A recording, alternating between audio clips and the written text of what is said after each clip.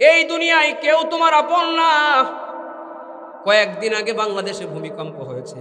আল্লাহ এর কথা আগেই কোরআন শরীফে বলে দিয়েছেন, ইয়াউমা তারাউনাহা তাযহালু কুল্লু মুরদিআতিন আম্মা আরদাআত ওয়া তাদাউ কুল্লু যাতি হামলিন হামলাহা ওয়া তারান নাস সুকারা ওয়া মা হুম বিসুকারা ওয়ালাকিন্না আযাবাল্লাহি শাদীদ।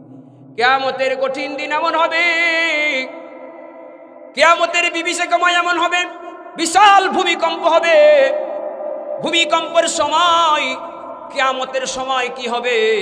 কয়েকদিন আগে বাংলাদেশে আমরা দেখেছি, এই আয়াতের মধ্যে আল্লাহ যা বলেছেন, যা কিয়ামতের সময় হবে, আমরা বাংলাদেশে দেখেছি দুধের সন্তান ফেলায়া মা নিস্তালায় রাস্তায় চলে গেছে, নিজে বাঁচার জন্য চলে গেছে, ঘর বাড়ি ফেলিয়া।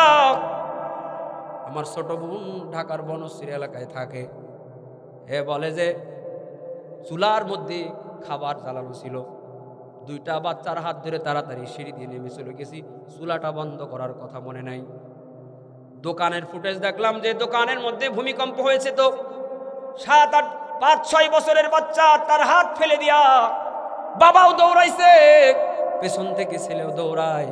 বাইরে যাওয়ার পরে বাবাই ছেলের কোলে নিল, কিন্তু নিজের বিপদের সময় নিজের ছেলের কথাও এই বাবার মনে নাই।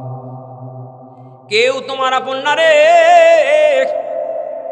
নিজের জন্য কিছু করো যুবক, একদিন তোমার বাড়ি আজরাইল চলে আসবি। এলাকার সবগুলো ঘর বাড়ি কিন্তু আজরাইল চিনে, তোমার ঘর চিনে, তোমার বাড়ি চিনে, তোমার সবগুলো গতিবিধি পর্যবেক্ষণ করা হচ্ছে। যে কোনো দিন তোমার কাছে আজরাইল চলে আসবে। নিজের মরণের জন্য একটু পরে দোয়া হবে, এই দোয়ার মধ্যে আমাদের নিজের মরণ যেন ভালো হয়।